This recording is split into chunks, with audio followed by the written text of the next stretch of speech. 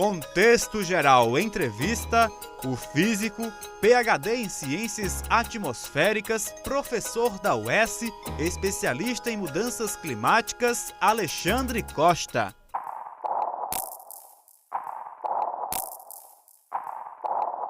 Meu nome é Alexandre Costa, eu sou professor titular da Universidade Estadual do Ceará, sou físico de formação, PhD em Ciências Atmosféricas e tenho trabalhado ultimamente com ênfase na questão das mudanças climáticas, né? Particularmente na análise dos possíveis impactos sobre o nosso estado do Ceará, sobre o semiárido nordestino. Tenho colaborado também com diversas instituições, fui um dos autores do primeiro relatório de avaliação do Painel Brasileiro de Mudanças Climáticas e, no momento, eu, como representante da UES, participo do Fórum Estadual de Mudanças Climáticas, colaborando com a elaboração do plano estadual sobre o tema.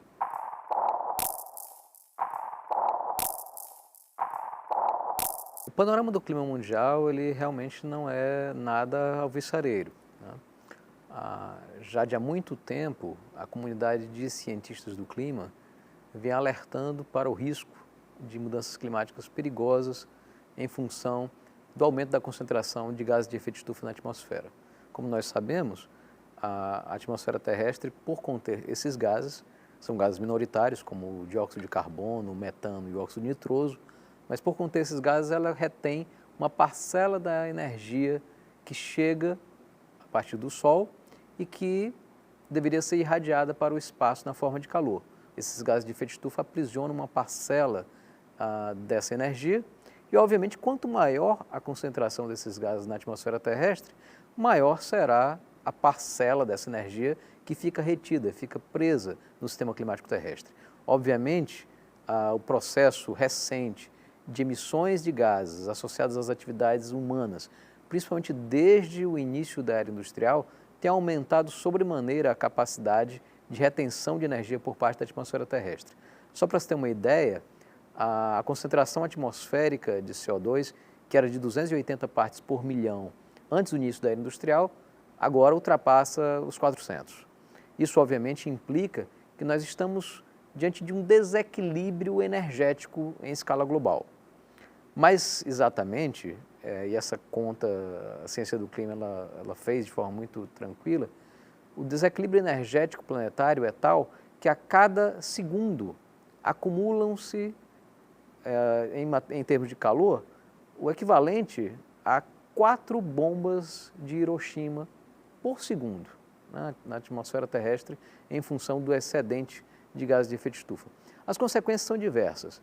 Primeiro, óbvio, o aumento da temperatura média global do planeta, né? Ela já subiu aproximadamente 1 grau Celsius desde o início da era industrial, da era pré-industrial. Nesse caso, o que é que acontece? Nós temos hoje, no ano de 2015, batendo recordes de temperatura e provavelmente se consolidará como o ano mais quente do registro histórico desde 1880, quando esse registro começou. Mas é mais do que isso, não é apenas uma questão de aumento das temperaturas médias ou uma sensação eventualmente localizada de mais calor. Não, é algo muito mais grave que isso. Em primeiro lugar, aumentam os eventos extremos. Ondas de calor hoje estão nada mais, nada menos do que 75% mais prováveis do que antes do início da era industrial. Para se ter uma ideia, eu estou falando de ondas de calor como a que vitimou nesse meado de 2015, mais de 2.500 indianos e 1.400 paquistaneses. Onda de calor que matou pessoas por desidratação e hipertermia. Estamos falando também de tempestades severas, como por exemplo o Haiyan, que está em vias de completar 2 anos, que foi o maior super tufão já registrado a se abater sobre assentamentos humanos. Ele varreu as Filipinas. Nós, cientistas do clima, caracterizamos, classificamos os furacões e os tufões numa escala que vai de 1 a 5, e na verdade o Haiyan ele teve intensidade que o colocaria perfeitamente numa categoria inédita, numa categoria 6.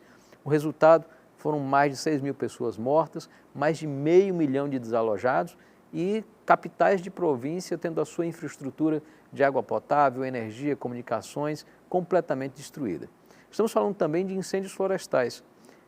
Hoje em dia, a temporada de incêndios florestais, por exemplo, na América do Norte, é 78 dias mais longa a cada ano.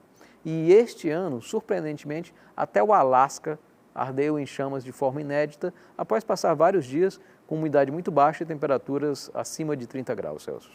Estamos falando também de elevação do nível do mar.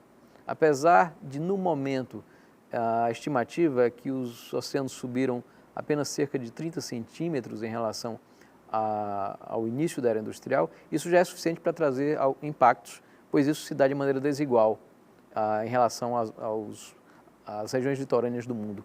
Por exemplo, aqui mesmo no Ceará nós temos casos evidentes de avanço dos oceanos, ameaçando a segurança de casas onde as pessoas moram, expulsando comunidades dos locais onde vivem e inviabilizando, obviamente, seus modos de vida tradicionais. O grande problema é que a elevação do nível dos oceanos ela é uma bomba relógio já com o tic-tac ressoando. A gente sabe, pesquisas recentes, houve uma publicação na revista Nature esse ano que aponta claramente que toda vida que o planeta foi 2 graus mais quente do que foi no período pré-industrial, os oceanos estiveram elevados de 6 a 13 metros acima dos níveis de hoje. Ou seja, nós estamos falando aí da região em que estão 2/3 das megacidades com 5 milhões de habitantes.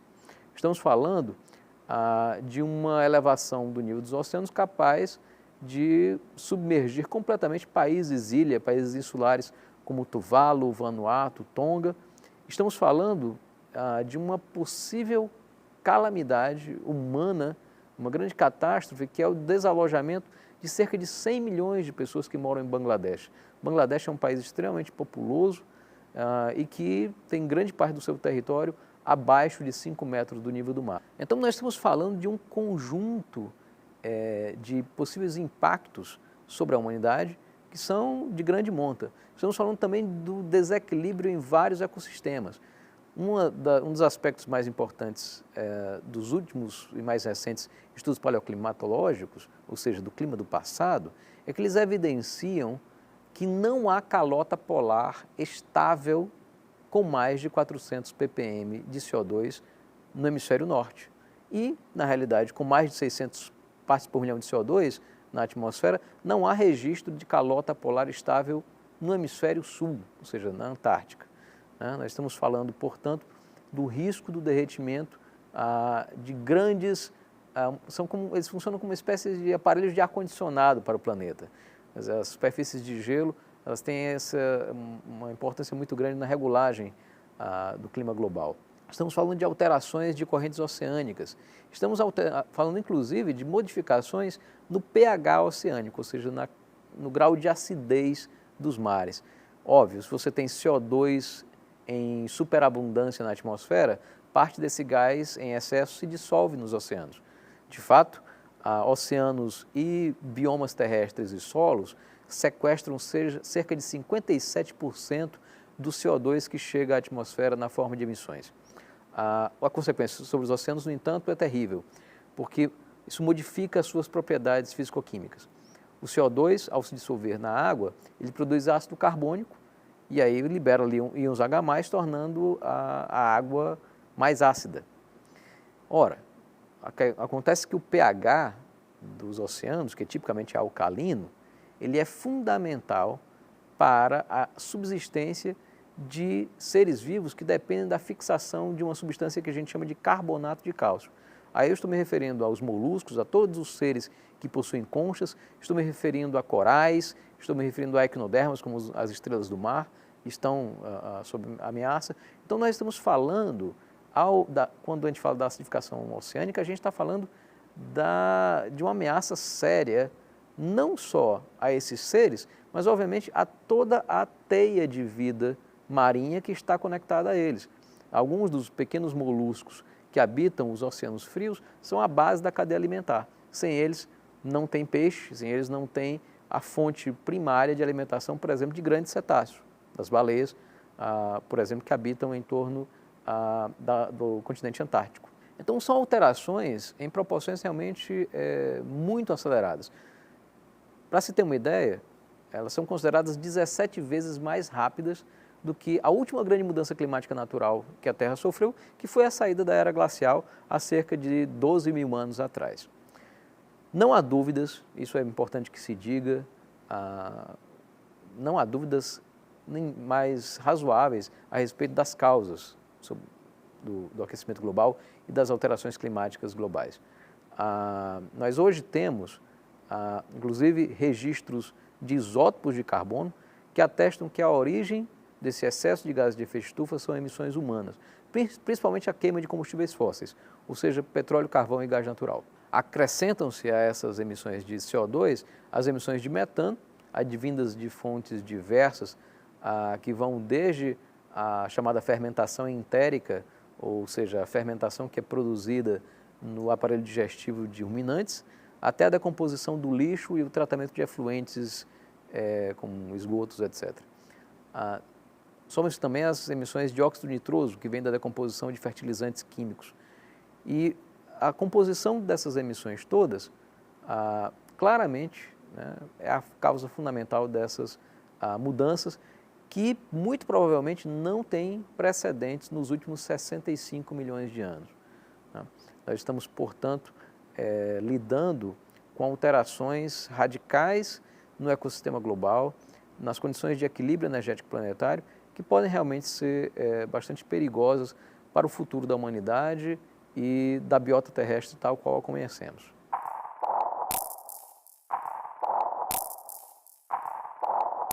A suposta contestação à ciência do clima não é simplesmente preconceito, ela é algo organizado, é preciso que se diga isso. Existe um ataque deliberado à ciência, perpetrado sob patrocínio dos interesses econômicos que são, obviamente, questionados quando a gente chega à conclusão, por exemplo, de que se nós queimarmos mais do que 10% das reservas fósseis, ou seja, das reservas de carvão, petróleo e gás existentes, se nós queimarmos mais de 10% dessas reservas, as nossas chances de limitar o aquecimento global a 2 graus Celsius se tornam menores do que 50%. Veja bem, nós estamos falando do direito a um cara ou coroa, né? 50% de probabilidade. Então percebam que existem interesses profundos sendo incomodados nesse processo. Nós estamos falando, por exemplo, da indústria petroquímica. Das 10 maiores empresas em faturamento globalmente, 6 são petroquímicas. A gente está falando da China Petroleum, a gente está falando da Shell, da ExxonMobil, a gente está falando da Chevron, da British Petroleum, a gente está falando de empresas que têm um faturamento anual da dimensão do PIB de vários países. Por exemplo, a Shell fatura mais de 400 bilhões de dólares por ano. Isso é o equivalente ao PIB da Áustria. É muito próximo do PIB da Noruega e da Argentina. Né? Então, os interesses desses setores estão sendo contrariados. Acrescentam-se aí os setores de mineração, a indústria de geração de energia. Inclui-se, inclusive, aqui no Brasil, é um lobby com bastante força, o agronegócio, porque as emissões de metano estão fortemente associadas ao gado bovino e as emissões de CO2 do Brasil, além da queima de combustíveis fósseis, têm o agravante do desmatamento. Então, o desmatamento patrocinado principalmente, né, pela ocupação, pela expansão da fronteira agrícola, isso para não falar do peso que tem a bancada ruralista, os setores articulados aí do agronegócio na defesa da produção e exportação de carne como um produto fundamental nesse modelo atual da economia brasileira, que precisa ser corrigido, substituído de forma muito clara. Existe um precedente em relação a isso. Esse é o ponto. Não é a primeira vez que a ciência sofre ataques organizados, inclusive contando com o apoio de uma meia dúzia de pseudocientistas, alguns que se apresentam como especialistas, mas que na verdade estão atuando deliberadamente de má fé. O precedente foi a indústria do tabaco. O que acontece, hoje na verdade a gente tem uma série de restrições ao fumo, é proibido o fumo em aeronaves, é proibido o fumo em locais fechados em boa parte dos países do mundo, existe toda uma série de cuidados em relação a isso. As propagandas são proibidas, né? Mas eu quando jovem, quando garoto, eu me lembro muito bem, por exemplo, que os carros de Fórmula 1 eram verdadeiras carteiras de cigarro sobre rodas, que havia propagandas nas revistas, nas televisões, e as pessoas fumavam dentro de aeronave. Ora, já se sabia há muito tempo do vínculo muito claro entre tabaco e câncer, entre tabaco e doenças cardiorrespiratórias. Ora, mas a indústria do tabaco, no caso a Philip Morris e principalmente a R.J. Reynolds, promoveram uma campanha deliberada para confundir a opinião pública. Recrutaram 2 ou 3 cientistas vendidos, ganharam espaço na mídia e conseguiram atrasar entre 20 e 30 anos medidas simples de proteção da vida das pessoas. Gente, quantas pessoas morreram? Morreram porque não havia um mínimo esclarecimento em relação aos malefícios do tabaco. Nós estamos hoje diante de um lobby muito mais poderoso. Se nós compararmos a indústria tabagista com a indústria petroquímica, por exemplo, a primeira vai aparecer uma nanzinha, né? Então, na realidade, nós estamos falando de lobbies poderosos, articulados. Para você ter uma ideia, esse ano agora vazaram alguns documentos da ExxonMobil, documentos que têm mais de 30 anos, em que o seu corpo de cientistas, sim, a ExxonMobil tem cientistas, alertava para o chamado problema do CO2. Alertava, por exemplo, que a continuidade da exploração de petróleo e a queima desses combustíveis na tendência de crescimento da escala em que isso se dava a partir dos anos 80, iria tornar a concentração de CO2 na atmosfera um gravíssimo problema mundial. Isso estava lá num relatório. A ExxonMobil colocou esse relatório na gaveta, escondeu isso durante décadas da população. E hoje, que agora não dá mais para esconder, tentam ainda negociar ou propagandear, financiar os chamados negacionistas climáticos para atrapalhar as necessárias tomadas de decisão da sociedade. É preciso a gente deixar as coisas muito claras. A era dos combustíveis fósseis precisa chegar ao fim. Nós precisamos também de reformulações profundas na lógica daquilo que nós utilizamos como comida. Nós precisamos de uma revolução nos transportes. Não tem sentido, até porque as cidades, todas as grandes cidades do mundo estão completamente tomadas pelos carros. Você não consegue mais se deslocar. O carro, que era o sonho de mobilidade, de flexibilidade do deslocamento, ele virou o pesadelo do engarrafamento. Então, nós precisamos também de outras formas de nos transportar. Essas alterações, essas modificações na sociedade que são necessárias para evitar um caos climático, um desequilíbrio climático de proporções ainda maiores, bate de frente com interesses da indústria petroquímica, da indústria automobilística, com o agronegócio, são interesses poderosos. O que é preciso que se faça vamos ouvir os especialistas. Eu garanto a vocês, eu confio muito mais em cientistas, e aí não me refiro apenas à minha área, mas a cientistas de outras áreas, do que pessoas que têm, obviamente, interesse econômico direto, cujos privilégios econômicos dependem da manutenção das coisas como estão. E é preciso deixar muito claro, as coisas não podem continuar como estão.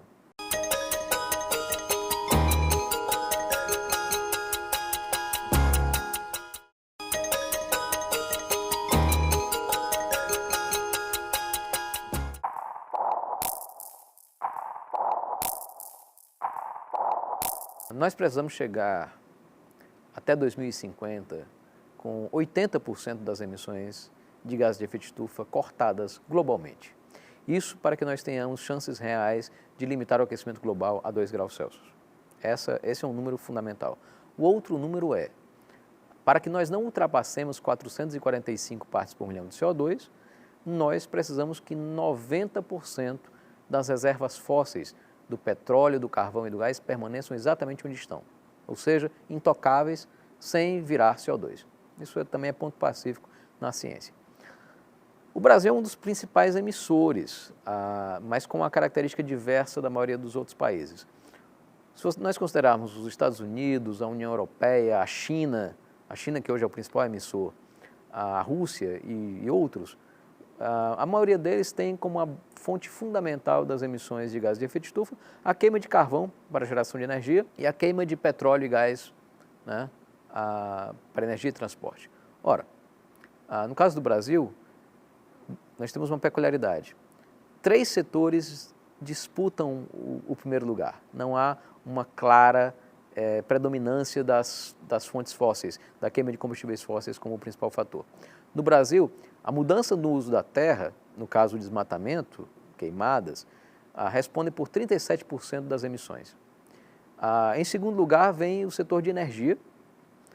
Isso é um problema grave. O Brasil, nos últimos anos, ao invés de priorizar fontes renováveis de energia, promoveu, facilitou a instalação de diversas usinas termoelétricas, inclusive várias delas sendo movidas ao pior dos combustíveis fósseis, que é o carvão mineral. E, em terceiro lugar, muito próximo às emissões de agricultura. E as emissões de agricultura são, no caso do Brasil, principalmente associadas ao rebanho bovino. Na realidade, 53% das emissões de agricultura do Brasil são fermentação entérica do gado de corte. Ou seja, no caso do Brasil, nós temos a necessidade de cortar emissões que não são emissões relacionadas ao ramo de energia. A primeira medida que poderia ser absolutamente crucial, não apenas do ponto de vista do clima, mas também do ponto de vista da biodiversidade, do ponto de vista da preservação da água no nosso continente, porque sem floresta não tem água, isso se sabe também muito bem, é muito clara essa relação. Uma das medidas primeiras que precisaria ser necessária é um plano de zerar o desmatamento. O desmatamento brasileiro precisa chegar a zero, né? Nesse aspecto, a proposição da Dilma é muito tímida, de zerar o desmatamento ilegal. Ora, na realidade, ao meu ver, o desmatamento em seu conjunto precisa entrar na ilegalidade. Nós já temos muita terra disponível para a agricultura, temos várias terras degradadas. A recuperação dessas terras e a utilização com técnicas de maior produtividade, incluindo a agroecologia, de aproveitamento das terras já agricultáveis, nos permitiria manter ou inclusive elevar a produção agrícola brasileira, mantendo a fronteira agrícola exatamente onde está. Ou seja, nós não precisamos mais desmatar. Na realidade, nós não podemos mais desmatar. Precisamos sim, inclusive, de recompor as florestas, as matas ciliares, as matas de encosta, que têm serviços ambientais fundamentais, além do próprio estoque de carbono que elas representam do ponto de vista da segurança climática. O Brasil também precisa mudar o seu campo, né? Essa é uma coisa que certamente incomoda, mas nós precisamos reduzir definitivamente o consumo e a produção de carne bovina, né? Para se ter uma ideia, a quantidade de proteína que se obtém da carne bovina, em comparação até com o próprio leite de gado, você emite 3 vezes mais CO2 para a mesma quantidade de proteína da carne em relação ao leite. E óbvio, se nós compararmos com outras fontes proteicas, aqui eu não faço nenhum proselitismo para que as pessoas façam a sua adesão ao vegetarianismo ou ao veganismo, né? Apesar de serem, obviamente, alternativas interessantes e saudáveis, mas mesmo a substituição da carne de gado por outras carnes, como frango, porco, pescado, isso já garantiria uma redução sensível nas emissões de metano associadas à agropecuária. Então, o Brasil ele tem, nesse aspecto, 2 fontes de emissões que são relativamente fáceis de cortar. Nesse caso, eu fiz as contas. Se nós substituíssemos o gado como fonte proteica e zerássemos o desmatamento, o Brasil teria condição de cortar 63% de suas emissões. Isso sem mexer nos aspectos do transporte e da geração de eletricidade. Acrescentando aí um investimento correto e necessário no transporte público de massas, metrôs, ferrovias, no incentivo à mobilidade ativa. Nós precisamos sim de mais espaços para bicicletas nas cidades, né? Inclusive uma alternativa mais saudável de deslocamento em geral. E mexendo na eletricidade, é absurdo que o Brasil tenha termoelétricas a carvão funcionando em pleno século XXI, algo que é uma fonte energética do século XVIII e XIX, quando você tem uma quantidade de sol incrível. O pior local do Brasil para energia solar tem 20% mais potencial solar do que o melhor local da Alemanha para geração. Então, e aí a Alemanha hoje produz 6% da sua energia inteira à base de sol, mesmo tendo um inverno prolongado, que tem poucas horas de iluminação e o sol em inclinações bastante comprometedoras para a geração de energia, mesmo tendo vários dias nublados, a Alemanha tem essa capacidade. O Brasil, com muito mais ar e muito mais sol, especialmente no Nordeste, ficar refém de fontes fósseis, como por exemplo, o BNDES, só para você ter uma ideia, o BNDES aportou 1,4 bilhões de reais na termoelétrica do Pecém.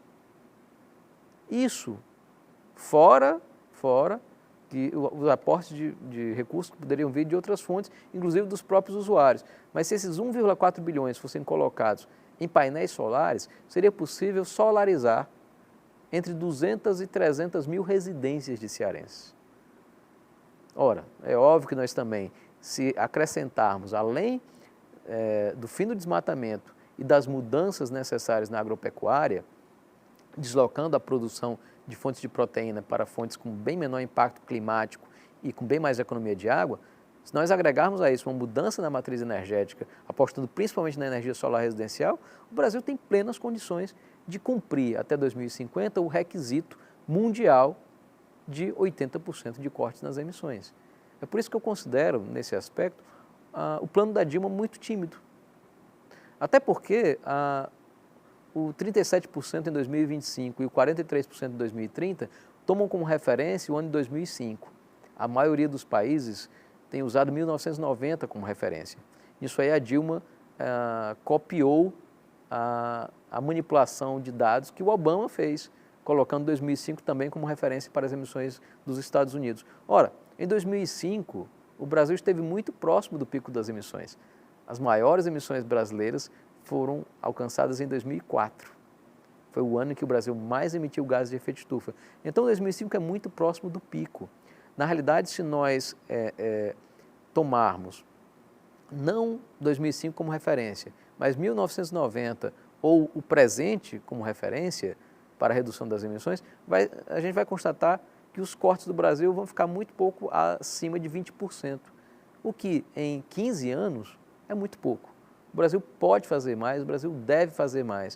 O Brasil, na verdade, poderia e deveria ser um exemplo mundial de combinação de proteção de suas florestas, de seus biomas, de seus estoques naturais de carbono, com uma nova forma de produzir bens que são realmente necessários à satisfação das necessidades humanas e com fontes de energia limpas e socialmente justas, principalmente a solar residencial.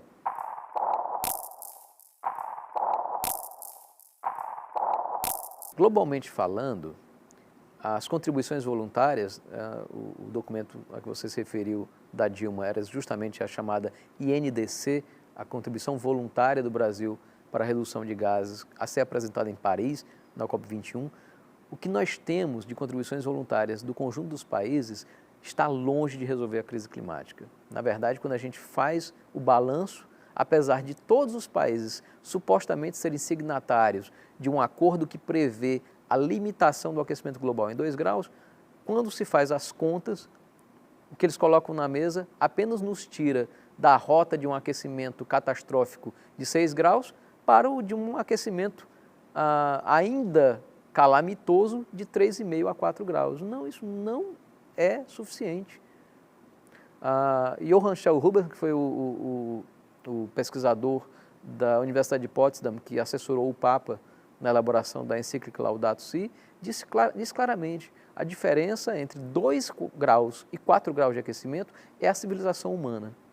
4 graus de aquecimento é incompatível com a manutenção de recursos hídricos, de zonas costeiras, de produção agrícola capazes de manter o tecido social humano, a humanidade organizada enquanto civilização.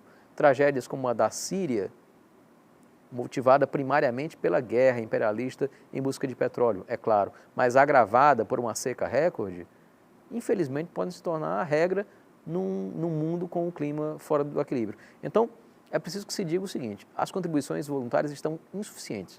Nós precisamos realmente de mobilização social para corrigir isso aí. Qual o porquê disso tudo? Bom, primeiro, eu enxergo que há uma força enorme dos lobbies. Como nós abordamos antes, setores muito poderosos, né, como o setor petroquímico, que é o coração energético do sistema capitalista mundial, tem um poder de exercer pressão que é muito forte. Então, os governos, mesmo aqueles que tenham boa vontade em apresentar metas de proteção ao clima mais ousadas, próximas do suficiente, terminam cedendo à chantagem e à pressão desse lobby. Segundo, existe, ao meu ver, um raciocínio que é muito próximo entre os governos do raciocínio do dilema do prisioneiro. O dilema do prisioneiro é aquela situação em que dois prisioneiros separados terminam delatando um ao outro porque acreditam que podem levar uma vantagem particular, né, nessa situação. Então, muitas vezes, os governos acham que são capazes de dar uma de esperto, apresentar metas pouco ousadas, porque alguém vai terminar arcando com o grosso das responsabilidades. E isso não acontece. Nós precisamos, sim, de uma governança mundial aberta, clara, aos olhos da população, que estabeleça muito claramente responsabilidades diferenciadas. É óbvio que a União Europeia e os Estados Unidos precisam ser aqueles com cortes mais incisivos, né, das emissões de gases de efeito de estufa, até porque, historicamente, foram os países que mais se beneficiaram, todo o seu desenvolvimento foi à base da matriz fóssil de energia. Então, é fundamental que quem se beneficiou mais pague mais, arque mais com as responsabilidades. Nós não podemos deixar, por exemplo, que os países do leste da África, os países do sul da Ásia, os países ilha, os países mais pobres da América Latina sejam aqueles a arcarem com a maior parte dos ônus. Não. A responsabilidade é diferenciada e tem que vir primeiro dos países capitalistas centrais, os países mais desenvolvidos. Nesse caso, portanto, o que acontece? No jogo de empurra, em que um governo espera para o outro e não há um tratado que obrigue os governos a cumprir metas, em que a lógica é apenas uma lógica voluntária de oferta, né, de cortes de emissões, essa lógica ela é inviável. Nós não vamos conseguir sair do impasse. É preciso, na verdade, forçar os governos a um tratado global vinculante que tenha metas obrigatórias. Do contrário, realmente, nós não vamos conseguir resolver minimamente a crise climática. É por isso que, aliás, eu acho que nós precisamos ter não apenas uma postura de esperar que os governos, que os governantes adquiram consciência, né? Nos gabinetes refrigerados com ar-condicionado, o clima é falso e a capacidade dos lobbies de influenciarem é muito maior. Acredito que nós precisamos de mobilização social, popular, dos potencialmente atingidos pela mudança climática, daqueles que já vêm sofrendo com os efeitos, o agravamento das secas, os deslocamentos associados a tempestades severas ou a elevação do nível do mar. É fundamental que esses segmentos se mobilizem, né? Porque, afinal de contas, são eles que estão na linha de tiro dos impactos mais graves das mudanças climáticas. Eles precisam não apenas pressionar os seus governos locais, mas promover uma articulação em escala mundial para assegurar as mudanças necessárias.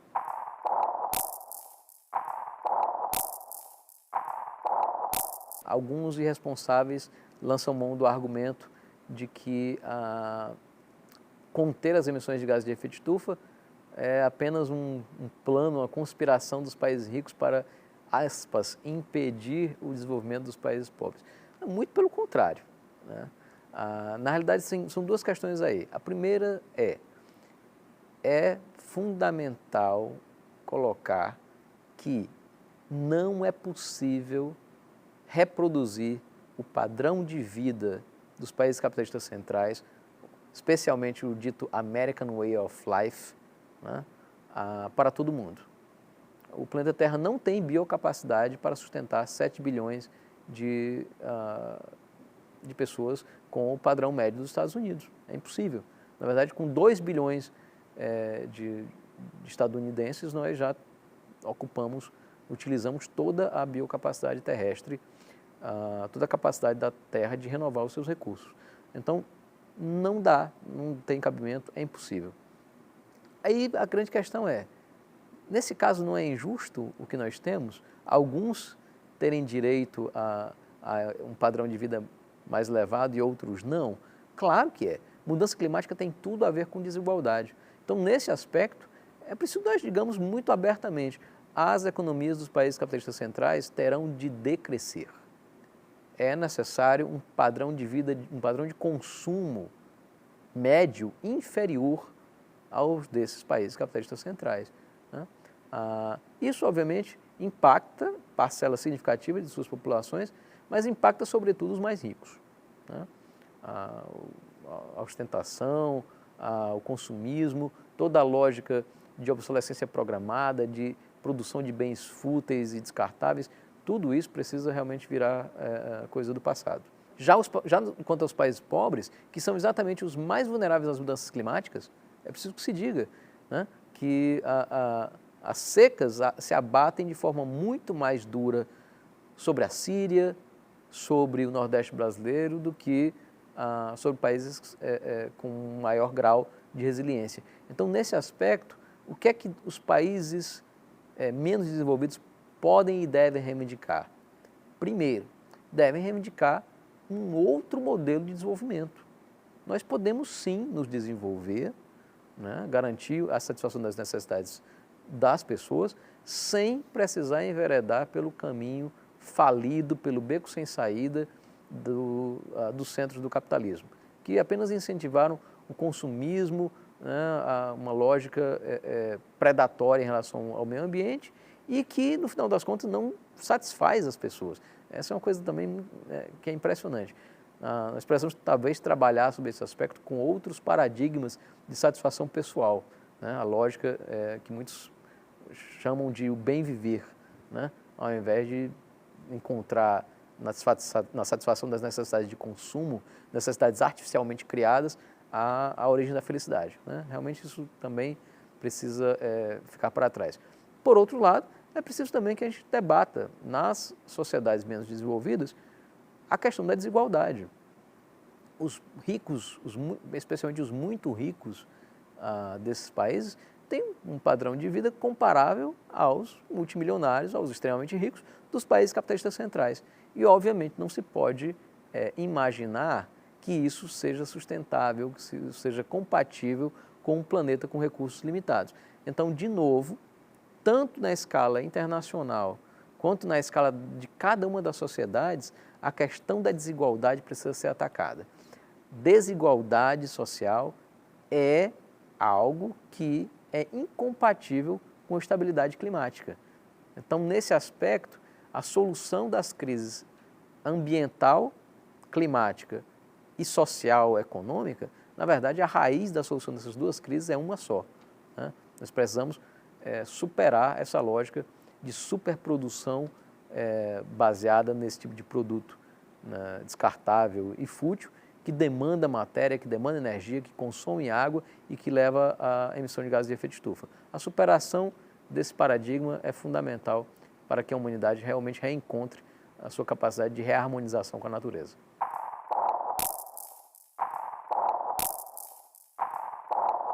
Eu tenho uma visão que as ações individuais elas não podem ser desprezadas, elas são importantes. Eu, por exemplo, dentro dos meus limites, né, tenho reduzido o meu consumo, sim, possuo um automóvel para me deslocar de baixa cilindrada e utilizo apenas etanol, uma lógica de redução de danos. Abandonei o consumo de carne e tenho realmente evitado toda essa lógica de hiperconsumo em relação a bens, né, duráveis. Estou, por exemplo, na minha casa fazendo algumas alterações interessantes. Estou instalando painel solar, fotovoltaico e estou colocando um recipiente para armazenamento de água da chuva. Só que é preciso perceber que essas ações elas são lentas. Eu posso, por exemplo, influenciar através do exemplo, através do debate, mas não é suficiente. Nós precisamos de uma escala maior de transformação, né? Por exemplo, O governo não é capaz de colocar 1,4 bilhões para uma termoelétrica a carvão se instalar? Uma termoelétrica que, por sinal, consome aqui no Ceará 800 litros de água a cada segundo, é água que daria para abastecer 600 mil pessoas. Né? Isso foi induzido através do poder público. Por que o poder público também não induz políticas, através de suas políticas, uma outra, a implantação de outra matriz energética? Né? Então, perceba que é uma combinação das duas coisas. Não, eu não subestimo e não critico as ações individuais, mas eu considero sim ilusório achar que nós podemos esperar que cada um se conscientize, modifique os seus hábitos de consumo para que nós tenhamos daí, dessa soma de pequenas iniciativas, uma grande solução social. Não, precisamos dessas iniciativas pessoais, mas nós precisamos de escala e nesse caso precisamos de políticas públicas. Precisamos tanto de uma coisa como da outra.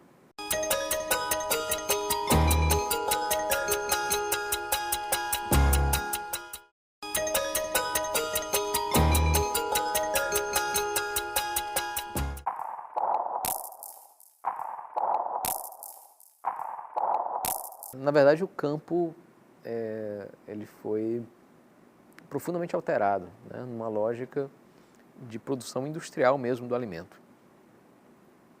Existem várias implicações aí, e não é apenas em relação ao agrotóxico.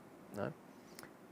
Primeiro ponto, nós temos o estabelecimento da grande propriedade, na lógica de monocultura, toda uma alteração, né, dos ecossistemas, desmatamento, alterações no nível do solo, o uso de diversas substâncias químicas, né, que inclui os agrotóxicos, obviamente, e agrotóxicos é preciso que se diga, é veneno. Né? Vários deles, inclusive, banidos em outros países, infelizmente são adotados aqui no Brasil. Um exemplo muito claro disso é o herbicida chamado glifosato, né? Lançado em grandes quantidades aí no campo brasileiro.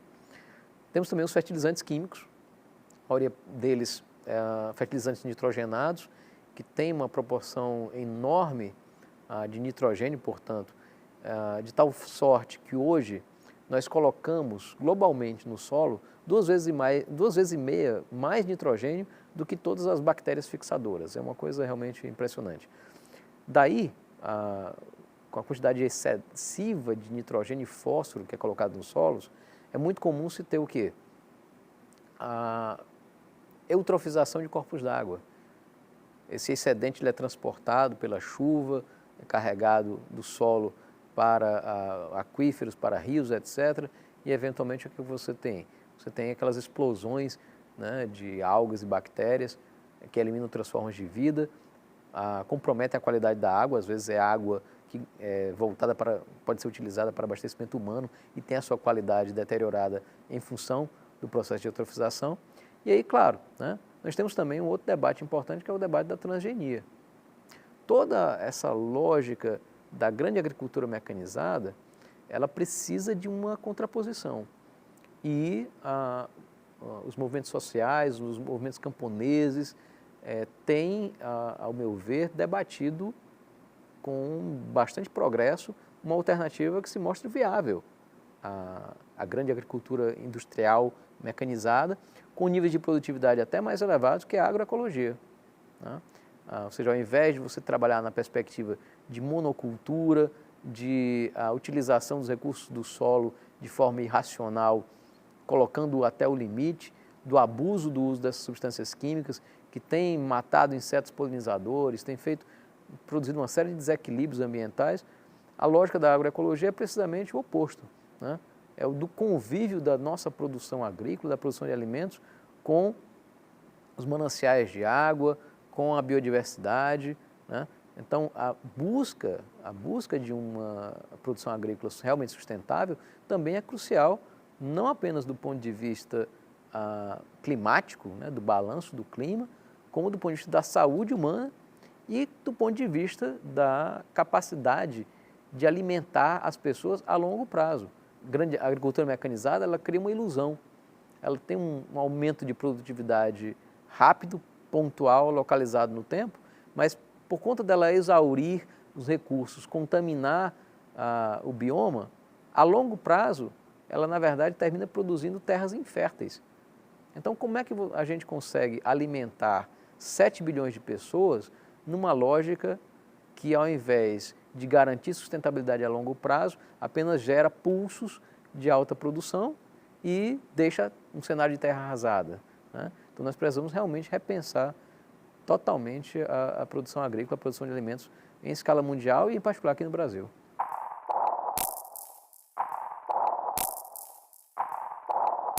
Eu tenho uma posição de total solidariedade aos povos originários brasileiros. Nós temos já mais de 5 séculos de genocídio. Contabilizando, é provável que seja um dos 2 ou 3 maiores genocídios de toda a história da humanidade, aquele perpetrado contra os povos originários da América, né?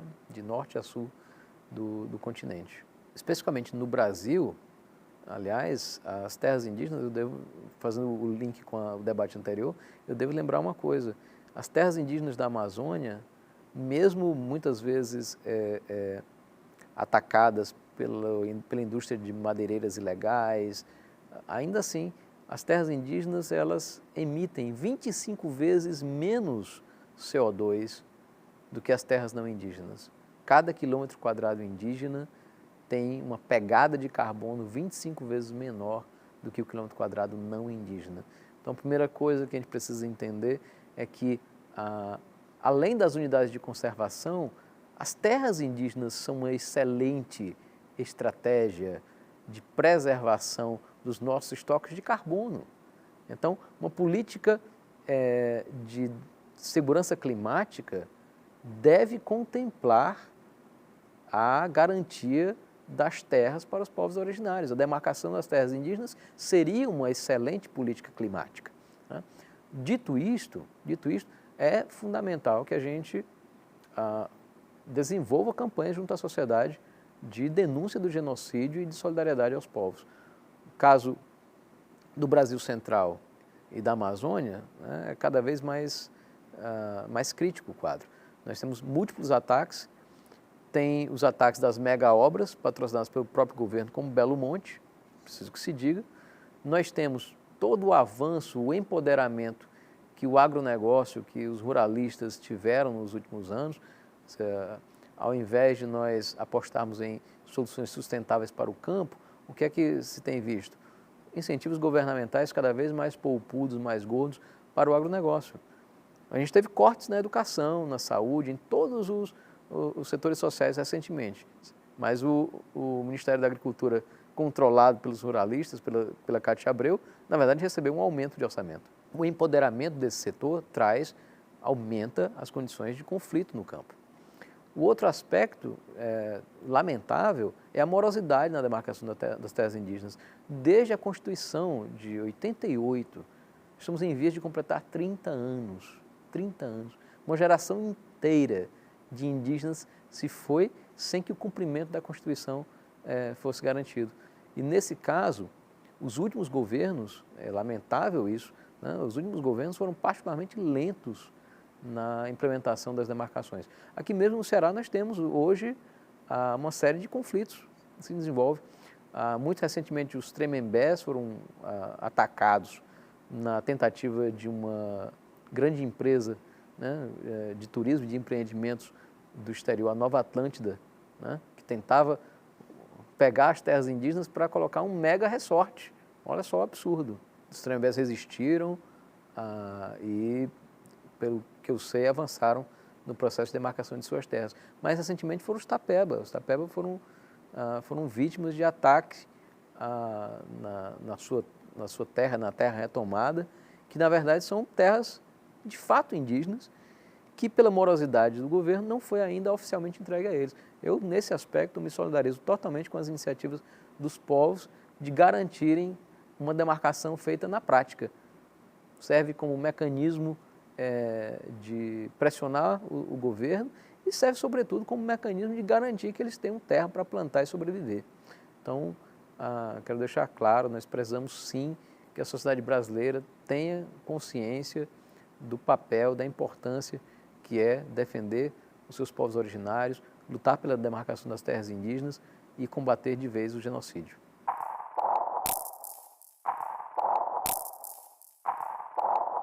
As secas são, na verdade, um aspecto, um processo multidimensional, né? Existe a dimensão climática, mas mesmo nessa, nós precisamos diferenciar duas coisas. A primeira delas é que, sim, existe uma variabilidade climática natural no Nordeste brasileiro que produz secas periódicas, né? Isso é normal, há registros históricos em relação a isso, mas é preciso que se diga que essas secas elas tendem a se agravar com o aquecimento do sistema planetário. A física é muito simples nesse sentido. Quanto mais quente, mais rápido a água evapora, né? Mais estresse é colocado sobre a vegetação, então ela também tende a produzir mais evapotranspiração. E nesse caso, as próprias colheitas agrícolas, né, os próprios cultivos, tendem a demandar mais água de irrigação, inclusive, né? Porque com a tendência a maior estresse hídrico e maior evaporação, a quantidade de água de irrigação termina sendo maior. Mas esse é apenas um aspecto. O outro aspecto diz respeito às escolhas do poder público, no que diz respeito à gestão da água. Na minha avaliação, é uma inversão muito clara de prioridades em relação ao uso da água no Nordeste e no Brasil, no Nordeste e no Ceará em particular. No caso do Ceará, nós temos uma malha, uma matriz de grandes reservatórios que, em tese, garantiriam segurança hídrica. O que se viu, no entanto, foi que a existência de água concentrada, e a quantidade de água ela foi particularmente grande após 2 anos chuvosos em seguida, algo, né, bastante fortuito, 2008 e 2009, que abasteceram plenamente os reservatórios, inclusive os maiores, como o caso do Castanhão.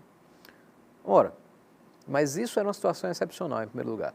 Mesmo se nós considerarmos a série histórica, as vazões de 2008 e 2009 foram claramente muito acima da média.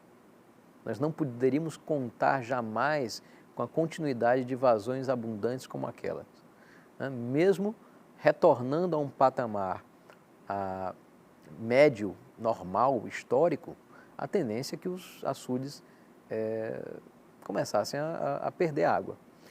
Segundo, nós estamos sim já com mudanças climáticas perceptíveis no estado do Ceará. Se isso está ou não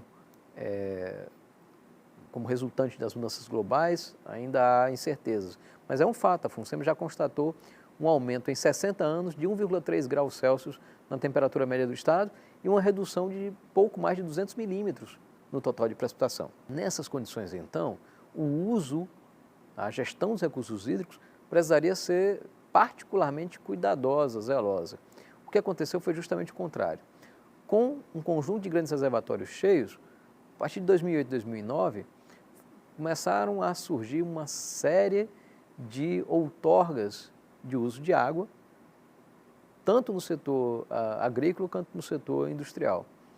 Por exemplo, há uma outorga vigente, óbvio que isso não está sendo mais atendido porque não tem água mais para isso, mas tem uma outorga ainda vigente de 6 mil litros por segundo para a Associação de Irrigação do Perímetro, né, lá de Morada Nova, que é uma armadilha terrível, porque sim, há pequenos irrigantes ali, há pequenos agricultores, isso é verdade, mas ali também se encontram grandes empresas de agronegócio, e elas obviamente são as que abocanham o grosso da água de irrigação. Então, o primeiro absurdo é esse, né? Você tem uma grande quantidade de água dos nossos reservatórios indo diretamente para o agronegócio, enquanto as pessoas, muitas delas morando à beira dos canais que fazem a interligação, né, de bacias, o transporte da água, etc., não têm acesso a ela. Segundo, nós optamos por um caminho completamente equivocado em matéria de industrialização, né? Desde 2008, quando foi apresentado junto ao IBAMA o documento de licenciamento do Complexo Industrial e Portuário do Pecém, que se sabe que ele é deficitário em água.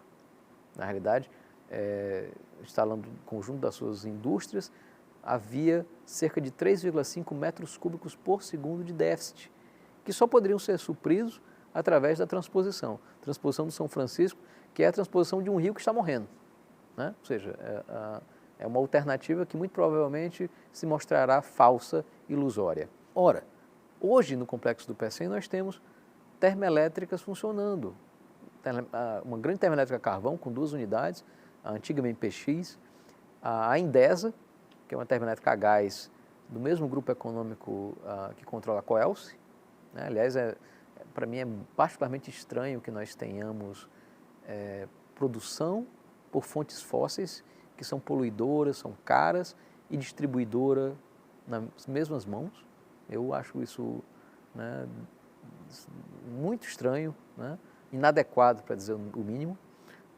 Mas nesse caso nós temos 2 termoelétricas funcionando lá, né, uma delas consumindo uma quantidade de água formidável, né? São quase 7 milhões de litros de água por dia, né? É água suficiente para abastecer 600 mil pessoas. E existe a promessa de inauguração de uma siderúrgica. Ora, siderúrgica também consome muita água. 1.500 litros de água por segundo, no caso de uma das dimensões do Pecém. Detalhe, consome água e emite CO2, né? A termoelétrica do Pecém ela emite 6,5 milhões de toneladas de CO2 por ano, em pleno funcionamento. A siderúrgica emitiria outros 5,7. Então, a gente está falando aí de um modelo de desenvolvimento, uma aposta em setores que são hidrointensivos, consomem muita água e são altamente poluentes. São exatamente o oposto do que a gente precisa no sentido de migração para uma economia de baixo carbono. Eu, obviamente, não sou contra a industrialização, né? Não sou, mas nós precisamos saber que escolhas nós temos que tomar para uma industrialização coerente com um modelo de desenvolvimento socialmente justo e ambientalmente sustentável no futuro. Evidentemente, siderúrgicas, termoelétricas não estão nesse critério, pelo contrário, né? Nós poderíamos, então, no caso do complexo do Pecém, ter apostado num conjunto de outras cadeias produtivas. Por exemplo, por que não se incentivou a instalação de uma fábrica de células fotovoltaicas, né? Se nós temos a ideia de que nós podemos ser um celeiro energético bem melhor do que o da queima de carvão, baseado, né, na geração de eletricidade a partir do sol, no teto das casas das pessoas, inclusive barateando as suas contas de luz, né, porque o que é gerado é abatido. Ora, se nós pensarmos nesse futuro, por que não atrair esse tipo de indústria para cá, né? Então, nesse sentido, a nossa política de água, de produção agrícola e de produção industrial, as 3 conectadas estão todas erradas, profundamente erradas, né? Nesse aspecto, portanto, a seca, ela sim, ela tem um componente climático, parte desse componente climático não é natural, tem a ver com as mudanças climáticas antrópicas, e tem um outro componente que é diretamente vinculado aos problemas de gestão, às prioridades. Nesse sentido, a nossa seca, né, ela funciona como uma hidra, ela tem várias cabeças e é preciso, na verdade, para atacar o problema, cortar todas elas, né? Para isso, nós precisamos, evidentemente, debater de forma muito clara, de forma muito aberta, que modelo de desenvolvimento econômico nós queremos para o estado do Ceará. Esse que está aí, claramente, ele é insustentável.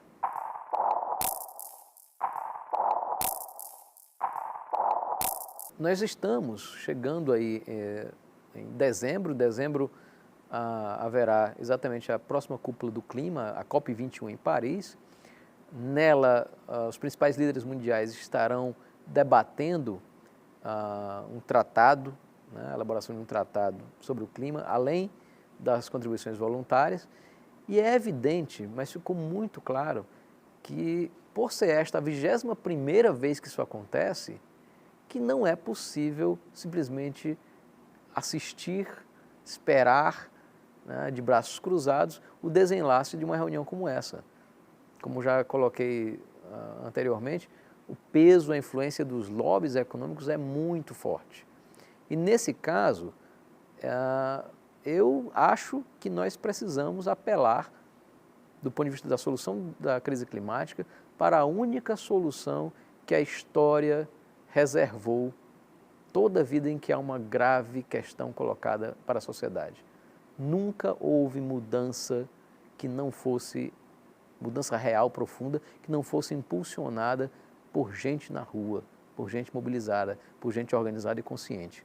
É nesse contexto que às vésperas da Conferência de Paris, que se dará de 1º a 12 de dezembro, está sendo realizado, está sendo convocado, não só em Fortaleza, mas no mundo inteiro, no conjunto das principais cidades do mundo, de Nova York a Londres, de Melbourne, na cidade do México, de Nova Delhi a Moscou, de Fortaleza a São Paulo, uma mobilização que a gente chama de mobilização mundial pelo clima. A ideia é que o conjunto das pautas que dialoguem com a questão climática, a reivindicação em torno da água, nós precisamos inverter as prioridades da água, garantir acesso à água às cidades do interior, evitar que o racionamento de água atinja Fortaleza, porque a gente sabe inclusive por onde é que ele começa, ele atinge principalmente a periferia da cidade, né? Nós precisamos que a reivindicação da água se junte à reivindicação da defesa dos biomas, da luta contra o desmatamento, com a defesa da demarcação das terras indígenas, com a defesa de energia limpa, socialmente justa e barata, porque a nossa energia elétrica está muito cara porque ela está sendo gerada a partir de termoelétricas. Nós estamos pagando o carvão e o gás e estamos, veja só o absurdo, pagando para que aumente o efeito estufa, né? Então nós podemos ter outra fonte de energia, precisamos reivindicar isso aí, incentivos para a energia solar, rede de crédito, né, rede de financiamento para que as pessoas instalem os painéis solares em suas casas, instalação financiada pelo governo nas residências de baixa renda. Então precisamos e podemos juntar todas essas reivindicações que juntamente, né, conjuntamente, têm conexão com a questão climática, entra também a questão do transporte, né, o movimento aí do cicloativismo. Todas essas pautas elas podem se unificar em torno de uma mobilização unitária. E é por isso que nós estamos chamando, no dia 29 de novembro, às 15 horas da tarde no Dragão do Mar, a mobilização mundial do clima em Fortaleza, para que os governantes aqui e lá de fora percebam que as pessoas estão elevando seu grau de consciência, demandando um futuro sustentável, um futuro para as novas gerações, um futuro socialmente justo, né, sem desperdício, com outro sistema de produção de bens materiais muito mais harmonizado com a natureza e muito mais equilibrado e igualitário.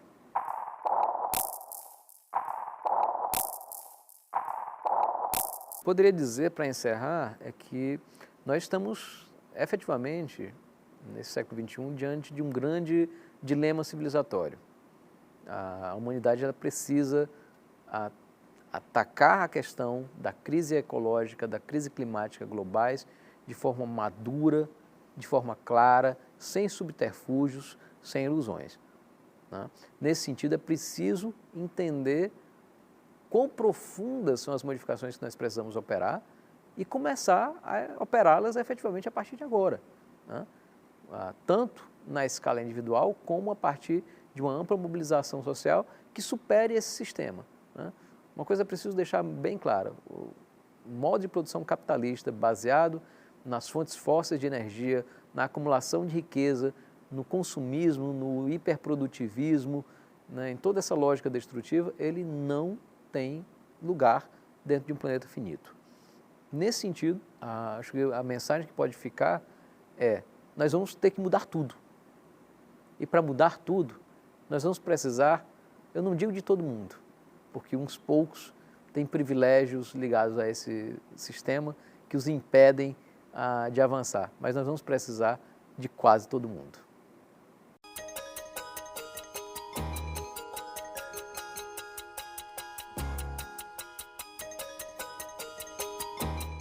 Contexto Geral entrevistou o físico, PhD em Ciências Atmosféricas, professor da UES, especialista em mudanças climáticas, Alexandre Costa.